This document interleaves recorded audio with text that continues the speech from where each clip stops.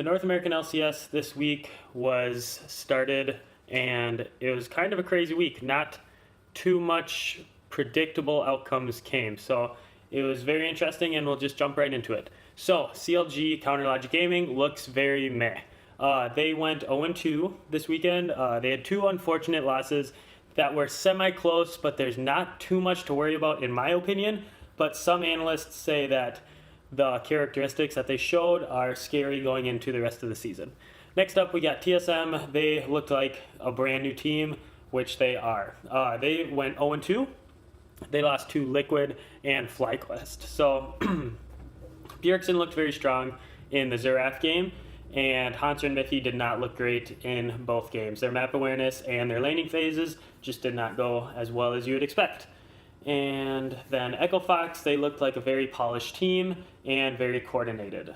They went 2-0 this week. Huni pretty much trashed on all the enemies he went up against, as well as coordinated ganks from Dardoch. And these coordinated ganks were not just to Huni, but with all the lanes.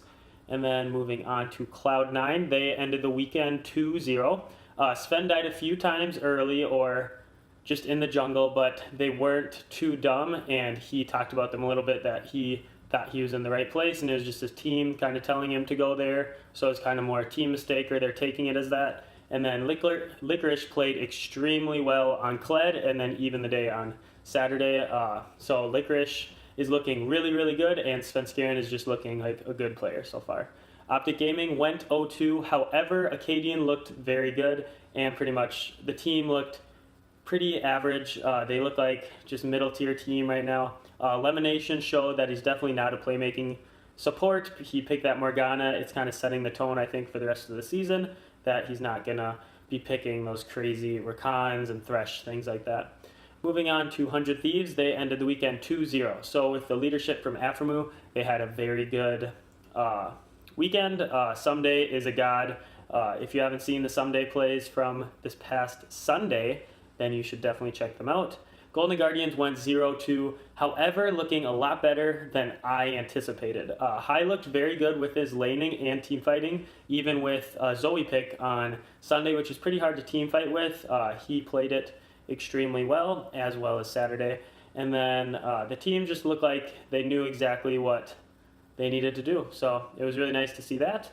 FlyQuest went 1-1. They had a very good early game against TSM on Sunday in their win, where they got 2 inhibs. And then they got shut down for a little bit and just kind of snaked towards the inhib, or that third inhib that was up, and they couldn't get it done for a while, but then TSM finally got caught out, and they closed that game against TSM, so that was nice to see.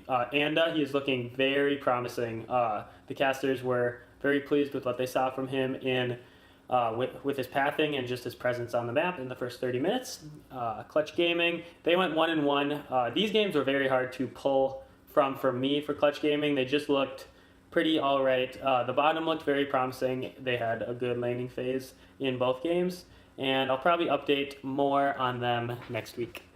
And then some popular picks from this past week in support. We got a lot of Ornn play.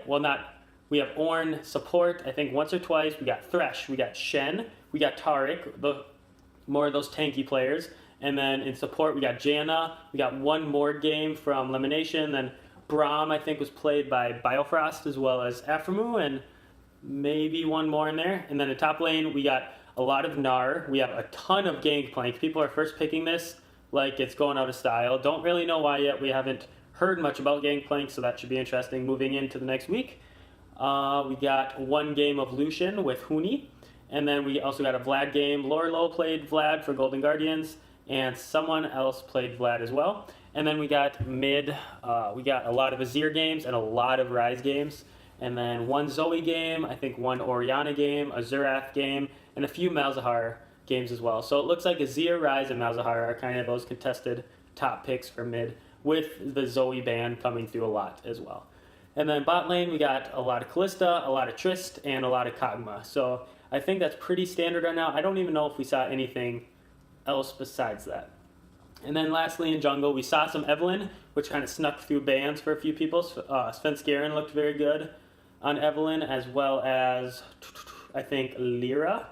No, Lyra played Gragas. I don't know. Someone else played Evelynn, and they both looked pretty standard, no like insane assassinations or anything like that. But Eve was definitely helping out with like the playing during mid game when there's not that much vision. Evelyn sneaking around and helping out, just like last season when we saw the Ashe come into play for her very good W that she can throw out for vision. And then we got a Shyvana game by Mike Young on TSM. We got a few Sejuanis. We got a Gragas, I think, from Team Liquid. And then, yeah, and that's about all that happened in North American LCS this past week. These will probably stay about this long and about this informative. I'm just going to run through how everyone looked and give you the scoreline and hopefully have the record and stuff up on the screen. So thanks for watching, and we'll see you next week. I've been flying from town to town, from London to Taiwan. I've been all around the globe trying to protect your soul.